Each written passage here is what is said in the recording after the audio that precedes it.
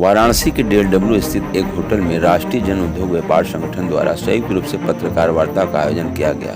वार्ता के दौरान राष्ट्रीय अध्यक्ष अमित गुप्ता, राकेश त्रिपाठी, अजीत सिंह बग्गा ने कहा कि कोरोना वैश्विक महामारी में देश की अर्थव्यवस्था का आधार MSME सेक्टर धराशायी हो गया है, जिसमें बेरोजगारी बढ़ती चली जा रही है। देश का और असंगठित क्षेत्र रिटेल सेक्टर 43 करोड़ लोगों को रोजगार देने का काम करता है। इतनी बड़ी संख्या में रोजगार देने के बावजूद खुदरा व्यापार दिन पर दिन समाप्त होता जा रहा है। इसका मुख्य कारण ऑनलाइन ट्रेडिंग है।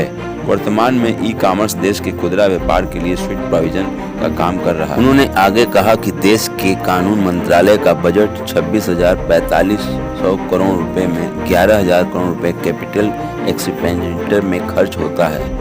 15,045 करोड़ का बजट बचता है, जबकि अमेजॉन अपनी लीगल फीस के तौर पर 46-45 करोड़ खर्च बताती रही है। आगे उन्होंने कहा कि 2019 में प्रतिदिन 21 व्यापारी ने आत्महत्या की थी और 2020 में प्रतिदिन लगभग 40 व्यापारियों ने आत्महत्या की है।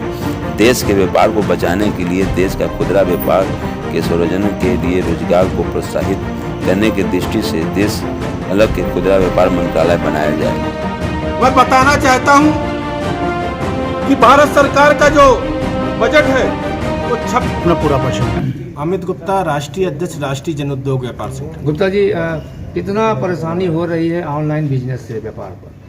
आज पूरा देश का रिटेल सेक्टर बुरी तरह से तबाह होता चला जा रहा है। जो देश को सर्वाधिक रोजगार देने का काम आज कोई कर रहा है वो देश का रिटेल सेक्टर कर रहा है, और वही आज विगत 5 सालों में जो अभी आंकड़े आए हैं, जहां पर व्यापार घट रहा है वहीं रोजगार घट रहा है, और जहां रोजगार घट रहा है आज व्यापारी आत्महत्या कर रहा है।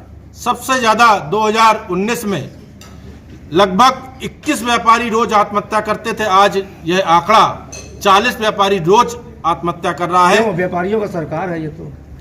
इस पे सरकार को चिंतन करना चाहिए कि कहीं ना कहीं जो योजनाएं बन रही हैं इस देश के न उद्योग के हिसाब से बन रही है, न प्रदेश के व्यापारियों के हिसाब से बन रही है। राष्ट्रीय जन उद्योग राष्ट्रीय मंत्री वाराणसी व्यापार मंडल पूर्वांचल चेयरमैन हमारे अध्यक्ष अमित भाई जी, जिनकी सोच है ये है कि हम व्यापारियों के साथ रहें, और उसी के सिलसिले में एक बड़ा कार्यक्रम, एक महान जनसभा रखी गई है 19 दिसंबर को रविंद्रालय में लखनऊ।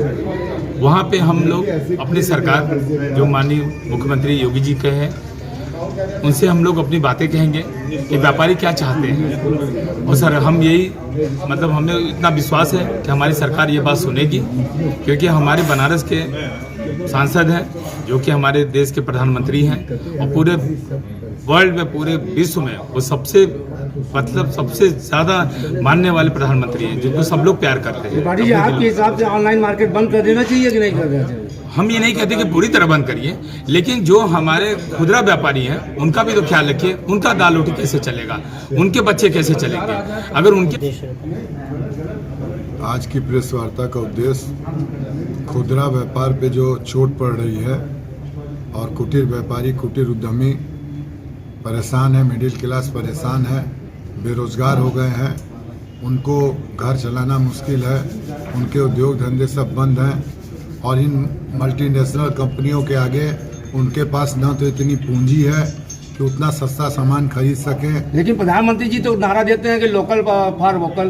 प्रधानमंत्री जी नारा देते हैं लोकल फॉर वोकल का, और इधर ऑनलाइन को बढ़ावा भी देते हैं। वही बढ़ावा दे रहे हैं। हाँ भाई, आप लोकल एंड वोकल की बात कर रहे हैं, उनको माल ऊंचा पड़ रहा है, सामान महंगा पड़ेगा, तो मल्टीनेशनल कंपनियों के सामने क्या बेच पाएंगे।